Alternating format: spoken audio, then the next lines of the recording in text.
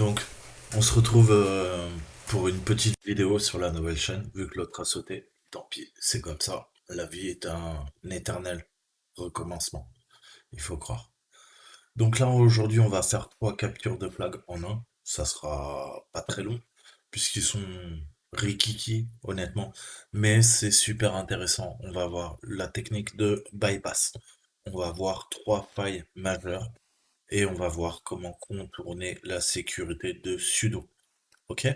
Donc le programme Unix sudo, pour rappel, eh ben, c'est ce qui permet l'élévation de privilèges. Donc là, on va voir, on va faire la série sudo vul, donc toutes les vulnérabilités sudo. Et la première faille dont je vais vous parler, c'est la 2019 14287. La 14287e faille de l'année qui a été découverte en 2019. Donc on va voir ça tranquillement. Je vais vous faire comme d'habitude, bref, topo un petit peu sur ce qui est ce contournement de sécurité. Et je vais vous parler donc de cette faille 14287. Donc c'est une vulnérabilité qui a été trouvée en fait dans le programme Unix sudo par un chercheur travaillant pour Apple. Donc son nom c'est Joey Venix, V-E-2-N-I-X. Par coïncidence, il a également trouvé la vulnérabilité que nous allons couvrir dans cette salle et voir un petit peu ce qui a été fait. Donc depuis, bah, l'exploit a été corrigé, mais il peut être très bien présent dans les anciennes versions de sudo, c'est-à-dire toutes les versions qui sont inférieures à la 1.8.28. Donc ça vaut le coup de jeter un œil. Pour ceux qui le connaissent peut-être pas, sudo, bah, c'est une commande sous Unix hein, qui vous permet d'exécuter des programmes comme d'autres utilisateurs ou de l'exécuter en tant que root. D'habitude, quand on fait un sudo plus une commande, on exécute une commande par défaut en tant que super utilisateur, aka root. Mais il est également possible d'exécuter des programmes comme d'autres utilisateurs en spécifiant leur nom d'utilisateur ou leur IUD. Je vais vous montrer ça. On va aller sur ma machine et c'est parti. Donc, admettons que je veuille mettre à jour le repo de Kali. Je vais faire un sudo apt update. Qu'est-ce que fait sudo? Il exécute la commande apt avec l'argument update. La commande apt gère les paquets sous Linux et met à jour via l'argument update. Celui-ci et sudo me permet de l'exécuter non pas en tant que saltimbanque, mais en tant que root. Ok? Je vais rentrer mon mot de passe, on va voir. En effet, il se met à jour. Donc là, il va me dire que voilà, tout est à jour. Qu'est-ce que je peux faire? Je vais vous montrer. Je vais faire un sudo cat pass pardon, etc passvd. On va voir. Et on va prendre notre route. Pareil. Donc, il est quoi? Il est UID. Donc, user ID et group ID, c'est le 0. Le premier 0, c'est le user ID. Le second 0, c'est le group ID. Il est 0. 0, groupe 0. Il est admin, c'est le root. Est-ce que je peux modifier ma commande et faire exactement la même chose? Bah, j'ai envie de vous répondre oui. Cette fois-ci, je vais faire quoi? Je vais faire sudo-u, je vais mettre un dièse et je vais spécifier le user ID. Et le user ID, c'est 0 si je veux l'exécuter en tant que root. Quelle est la différence? Aucune. Ok? Donc vous voyez comment vous pouvez passer en argument via le dièse en utilisant quoi? L'UID ou qu'est-ce qu'on peut faire? Bah, je peux faire sudo-u root apt update. Les 3 commandes sont strictement identiques. Puisque le sudo par défaut fait exactement un sudo-u root, et si je fais un sudo-u dièse 0, eh ben c'est comme si je faisais un sudo, comme si je faisais un sudo-u root. Ok? J'espère que c'est clair. Ça c'est important. Donc cela signifie que si vous prétendriez être un autre utilisateur, et lorsque vous exécuterez la commande choisie, eh ben cela peut vous permettre d'avoir des autorisations qui sont plus élevées que celles que vous auriez pu avoir autrement. Ok? Donc le meilleur exemple, admettons que je fais un cat ETC shadow, là j'ai pas le droit. Si je fais un sudo, bien sûr je vais avoir le droit. Mais je suis pas assez fou pour vous montrer mon fichier shadow. Donc on va aller sur la machine, on va s'y connecter. Je vais lancer un SSH, je vais prendre l'adresse IP de la machine et on va y aller tout de suite. Donc, elle est où cette machine? Mettre à jour. Ok, elle est là. Et là, je vais utiliser TryAcme parce que on va utiliser ça. Donc, il faut préciser le port et le port, ils l'ont modifié. "-P", c'est pour modifier le port. Par défaut, c'est 22. Vous savez que c'est le SSH. Là, c'est le 2022. Je lui dis oui, je veux me connecter. Et le mot de passe, c'est TryAcme. Ils me l'ont donné. J'invente pas. Là, on arrive sur la machine. Maintenant, je vous ai dit 4 ETC shadow permission denied. Si je fais un sudo ETC shadow, en principe, j'ai les droits. Mais comme notre ami TryAcme, eh ben, il n'a pas les droits. Sudo, pardon, excusez-moi, je fatigue. Voilà, il n'est pas autorisé. Il me dit que le compte TryAcme n'est pas autorisé à faire un sudo privesc, une escalade de privilèges via sudo pour lire, pour faire un bin4, utiliser le programme 4 qui est compris dans bin, et pour afficher quoi? Shadow, qui est présent dans l'arborescence ETC. Oui, parce que moi je suis quoi? Je suis 1000. Je suis l'UID 1000, TryAcme, j'ai ID groupe ID 1000, et je fais partie du groupe 1000. Ok, TryAcme fait partie du groupe TryAcme. Et là, je suis un petit peu bloqué. Je peux rien faire parce que je suis TryAcme, l'utilisateur TryAcme, et je n'ai pas les droits. Je ne suis que TryAcme, je suis pas root. Donc, si je vous donne un exemple, si je fais 4 root, et là donc je sais qu'il y a un fichier root.txt, il y a notre flag, il va me dire t'as pas les droits. Si je fais un sudo et que je lui demande par exemple "-u" d'exécuter en tant que root et de faire un cat sur mon root, répertoire root, je vais y arriver, root.txt, là on va avoir le même problème. Il va me dire, bah non, tu pourrais en théorie, si tu étais root, l'afficher. Mais là, on a le même problème. Donc dans cet exemple, mon compte utilisateur n'a pas l'autorisation de lire le fichier root.txt qui est présent dans l'arborescence root.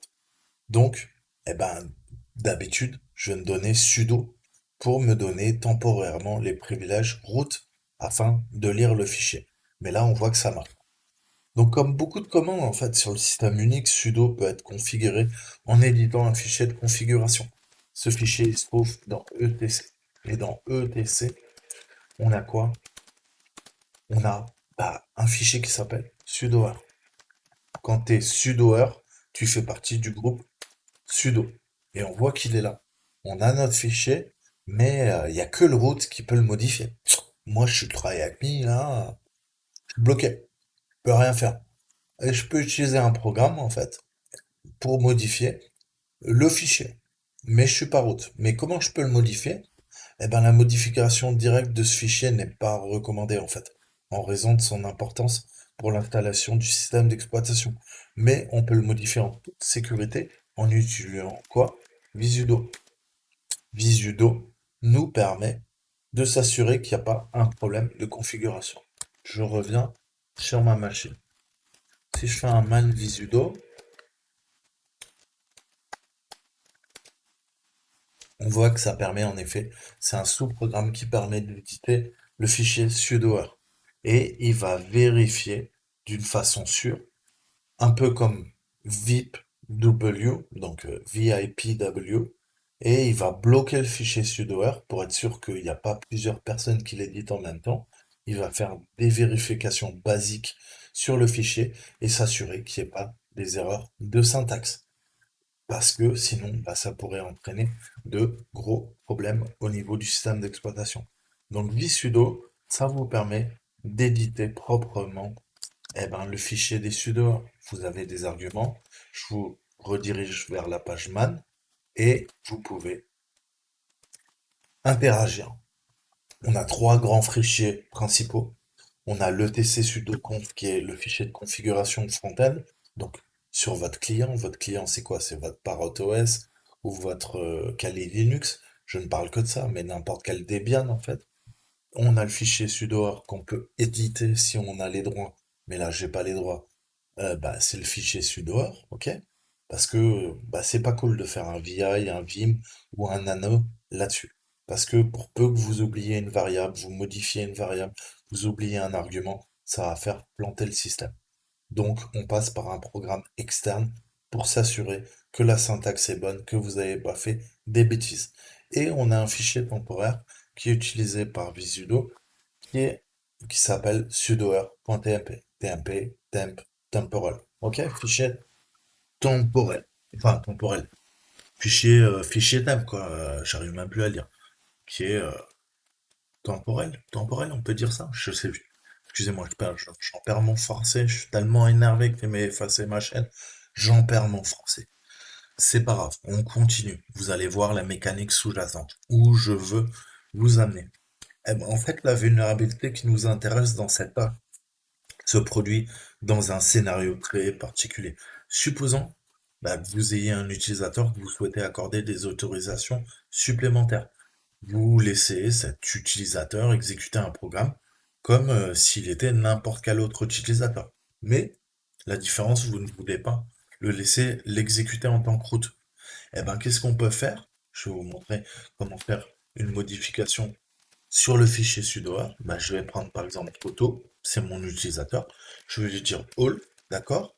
Là, c'est très important la syntaxe. On ouvre une parenthèse, on remet all, différent de root, ok? Donc ça prendra tout, sauf les droits root. Et je lui dis, écoute là, pas besoin de mettre de password, no password, deux points, espace. Et là, je vais mettre par exemple le fichier. Je vous donne un exemple. Binbash. Ok? Donc en faisant ça, eh ben, via Visudo, là, je suis en train de le rentrer et ça va rien faire du tout. Voilà, là, il trouve pas, c'est normal. C'est dans Visudo qu'il faut. Là, il aurait fallu que je fasse proprement un sudo, Visudo. Voilà. Ok, ça c'est la syntaxe.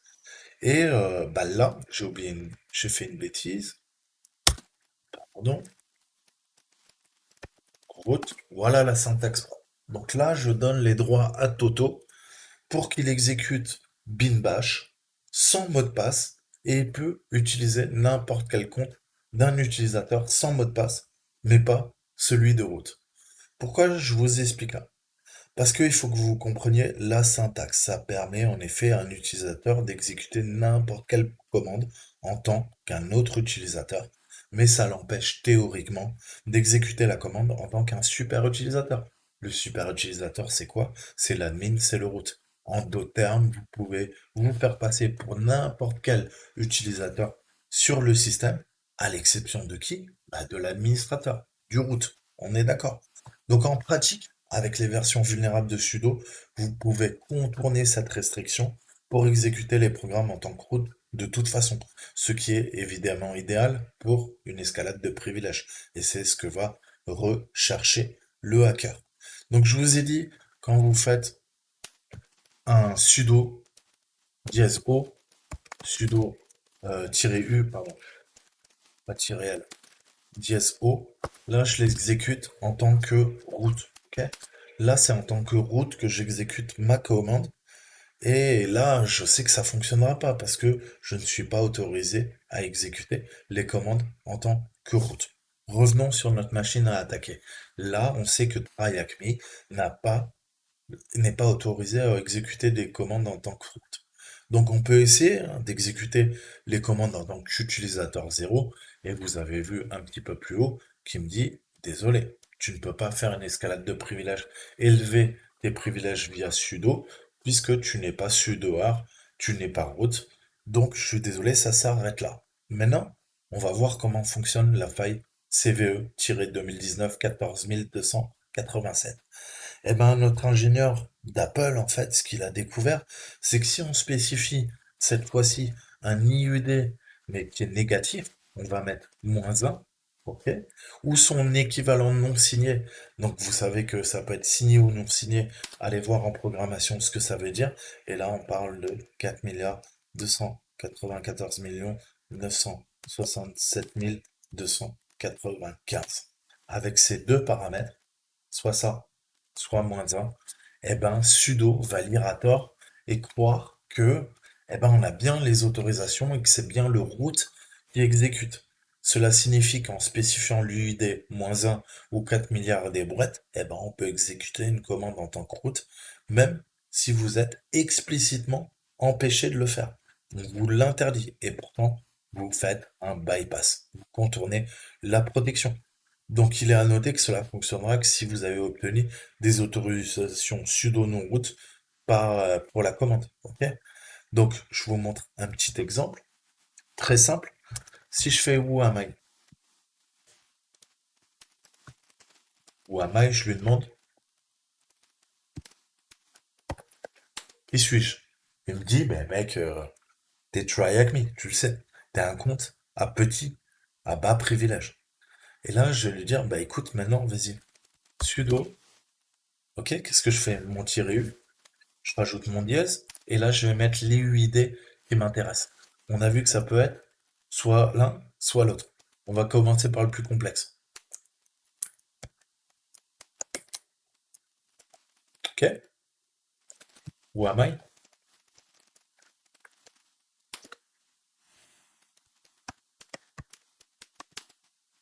Donc là, il nous dit c'est pas bon. C'est pas bon, c'est pas bon, c'est pas bon. Alors, je recommence ma commande. Je vérifie que j'ai pas fait de boulette. Sudo UFW ou am I 4 milliards 294 967 295. Pourquoi il ne le prend pas? C'est une bonne question. On va tester le -1 direct.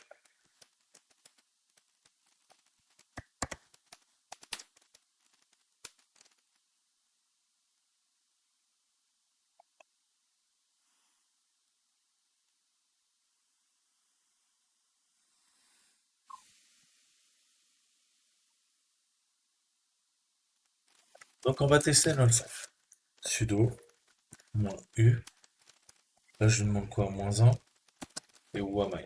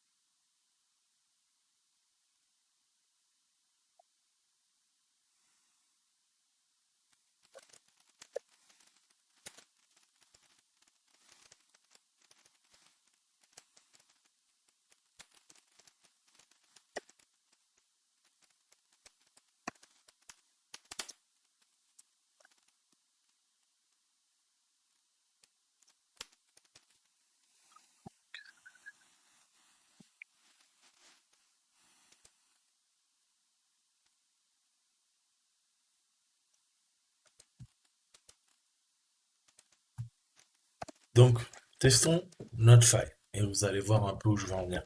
Je vous dis toujours, faites un sudo -l pour voir. Et là, qu'est-ce qu'on voit? Le fameux truc que je vous ai dit. Le all, root, no password, build bash. Vous vous rappelez? Je vous ai dit Toto, all, deux points, tac, all, deux points, root, ok, no password, deux points, et all. Notre all, c'est quoi? C'est bin bash. On sait qu'on peut exécuter bin bash sans quoi? Sans nos passwords. Deux points. On a bien notre password. Deux points. Toto, nous, c'est try hack me. Il nous le dit, try hack me peut faire une escalade de privilèges sans mot de passe en utilisant bin bash parce qu'il y a all, deux points, root. C'est exactement ça. Deux points, vous savez que c'est la séparation. Ok? Qu'est-ce qu'on a? On a all et on a en exclamation root. Exactement ce qu'on a vu avant. Donc comment je peux faire ça? Eh ben, je vais sudo, ok? Je demande une escalade de privilèges. Je fais quoi? Je fais mon tiret U. Je lui dis quoi? Moins 20.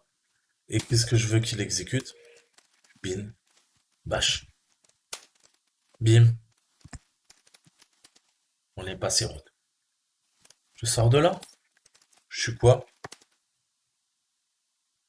Je suis ID, try avec me, try avec me, try avec me. Ok?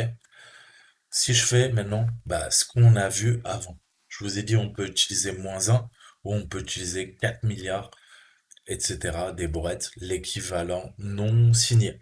On va utiliser l'équivalent non signé. Sudo -u dièse 4 milliards 294 millions 967 295 bin bash. Hop, je suis qui? Je suis root maintenant. Avant j'étais quoi? J'étais UID 1000, try avec me. Je suis passé root UID 0. Je suis resté dans le groupe 1000, il n'y a pas de problème. Je suis toujours dans le groupe try avec me. Par contre, maintenant, je suis l'utilisateur root. Je peux faire ce que je veux. Et si je veux, je peux utiliser sudo et je peux, par exemple, passer notre ami en sudo si je veux en fait, hein. Ça me dérange pas du tout. Je peux faire maintenant sudo visudo. Ok. Donc là, on n'a pas d'éditeur. Je peux pas vous montrer, mais en gros, je pourrais rajouter try avec me maintenant et le passer dans le groupe root. Ok, sans aucun problème. Mais là, on voit bien que ça y est. Maintenant, je suis devenu, grâce à cette faille, root dans le système. Voilà, ça c'est la faille qui est super utile et que je vous conseille d'utiliser sur des vieux systèmes Linux, ok? C'est la CVE 2019 14287. Passons à autre chose. Ok, je me barre de là et on passe à un autre contournement de faille sudo. Qu'est-ce qu'on va faire? Eh ben, on va faire un sudo buffer overflow. Mais celle-là, la limite, c'est la plus longue. Je crois qu'on va prendre le temps. Je vais vous montrer le baron samedi, vu qu'ils m'ont effacé la vidéo. Donc, cette fois-ci, on va voir une autre CVE. Et la CVE, c'est la... pardon, je vais y arriver. C'est la 2019 18634. Ok? Donc, je vais vous faire un bref topo, vous expliquer un petit peu ce qu'est cette faille, et on va voir comment l'exploiter. Ok? Donc, revenons à nos moutons. Qu'est-ce qui s'est passé? Eh ben, on a eu une société de cybersécurité en janvier 2021 qui a découvert une faille vieille de plus de 10 ans dans tous les Linux. Ça fait 10 ans qu'on pouvait rentrer comme dans du beurre dans n'importe quel Linux. Donc, vous voyez, des fois, il n'est pas plus sécurisé qu'un macOS ou qu'un Windows. Mais bon, c'est quoi cette faille? Eh ben, c'est une nouvelle vulnérabilité terrifiante dans le program Unix sudo. Plus précisément, il s'agissait d'un débordement de la mémoire tampon d'UTA. Ok? Donc, c'est une heap buffer overflow, permettant à tout utilisateur d'élever ses privilèges à root, aucune mauvaise configuration requise au niveau des fichiers. Et cet exploit fonctionnait avec les paramètres par défaut pour n'importe quel utilisateur, qu'elle soit, peu importe que soient les autorisations sudo, pardon. Ce qui le rend encore plus effrayant. La vulnérabilité a été corrigée, mais affecte toutes les versions non corrigées du programme sudo, de la 18.1 à la 1.95 P1. Donc je peux vous montrer sur ma machine, heureusement. Si vous avez un doute, eh ben, je vous conseille d'aller voir tout de suite et de faire un sudo apt update sudo et de taper votre mot de passe et de le mettre à jour. Et qu'est-ce qu'il y a? Ne prend pas de paramètres. Sudo apt update install, pardon, excusez-moi. Ok. Et on voit que j'ai là un 9.5p23, la dernière version à jour.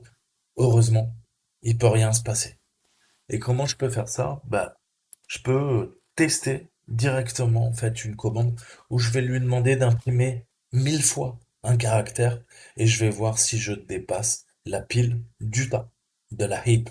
Comment je peux faire ça? Je peux faire un sudo.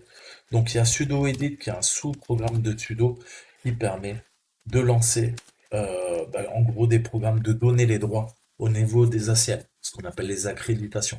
Je vais pouvoir déplacer les utilisateurs, ajouter des utilisateurs, modifier les groupes, etc., etc. C'est de l'administration système sous Linux. Ok?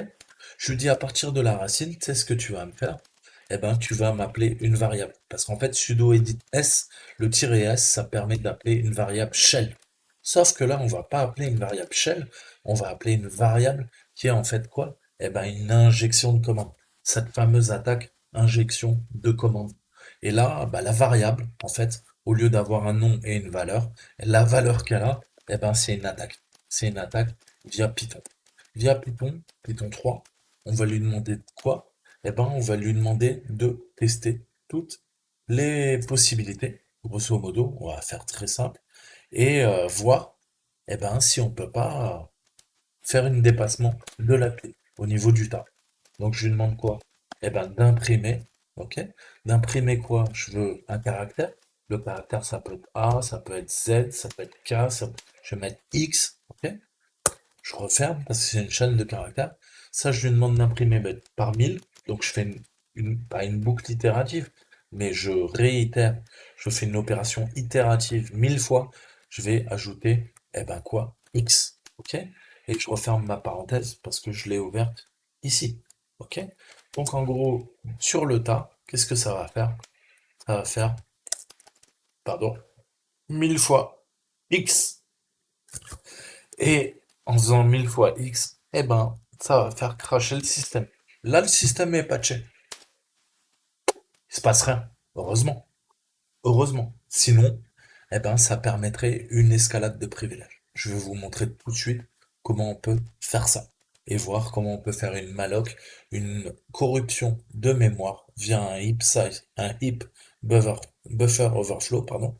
Et en gros, bah, ça va cracher le système. Et en crachant le système, et en écrasant le tampon du tas, et en plantant le programme sudo edit, eh ben, on a les droits root. C'est assez dingue. Ok? Donc, le programme a été rapidement corrigé, heureusement, avec des versions corrigées faisant leur chemin dans des référentiels peu de temps après.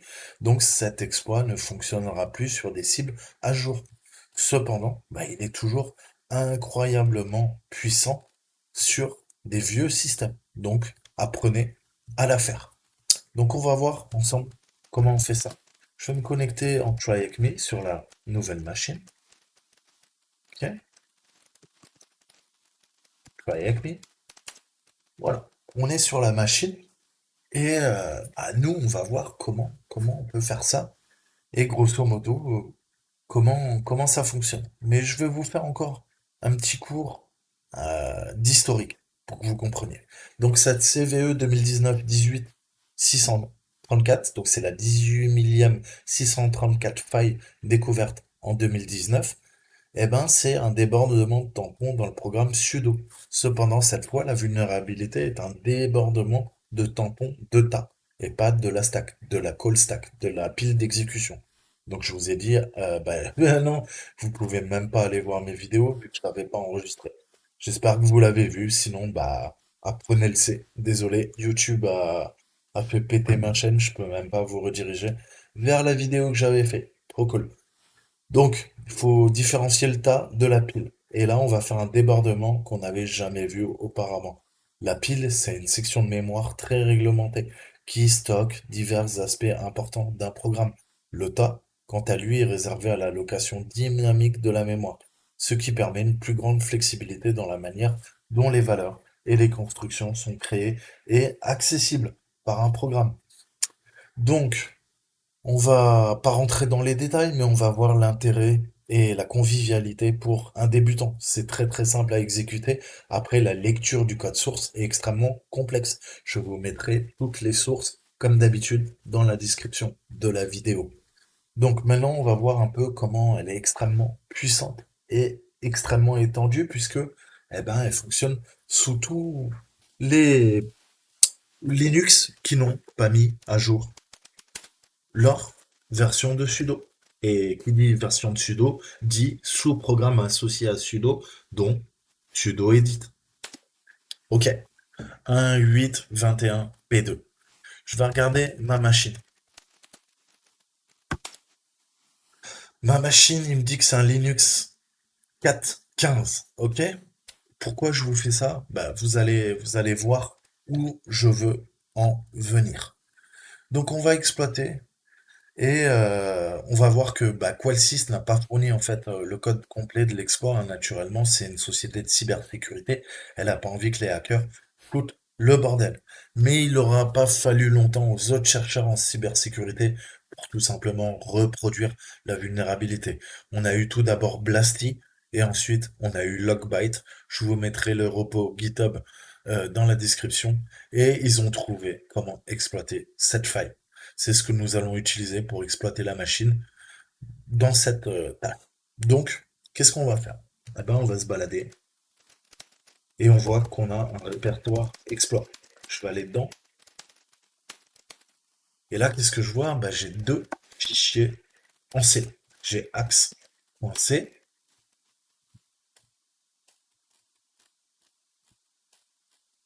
Vous voyez, faut être à l'aise. Lisez ça parce que c'est juste excellent. Petit message de Blasty.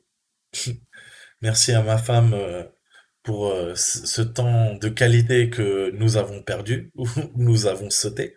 DSC pour pas avoir permis d'augmenter ma facture d'électricité. Logbyte bah, pour la coopération au niveau du hack. Et Qualsys pour nous avoir mis la puce à l'oreille sur ces quelques bugs. Donc là, on voit l'import des librairies et on a un premier code qui est, ça va, c'est pas long, mais beaucoup plus long que l'autre fichier qui s'appelle lib. Ok. Et dans lib, bah, on voit il affiche un message, il définit les classes, il crée son constructeur.